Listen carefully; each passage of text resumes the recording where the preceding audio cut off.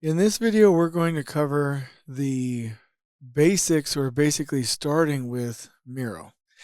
And Miro, as you'll soon see inside of the videos, is an amazing program, and it's actually where we're hosting these trainings. As you can see over here, the software that we're in is Miro. This is an amazing program that will really kickstart a lot of things for us.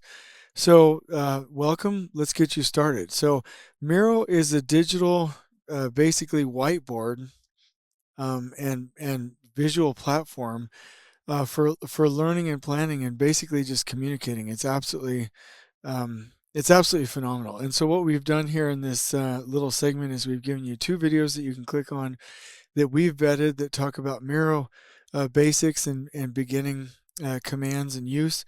And so once you watch that, obviously watch them all the way through and please pay attention, you should be able to then go through and build your skills. So we've added a little section here, and shout out to Anna Luisa for putting this together, where you can add a sticky note, where you can pan and zoom, move the objects over here to the right where we've given you a little example exercise, type your name, so practice with text in the stickies, and then resize things. Once you're done, you'll have the basics. And here's what I recommend. You'll be able to do this for the rest of the training, and you'll have a basic skill so that you can continue your learning path and start doing some visual planning on your project site.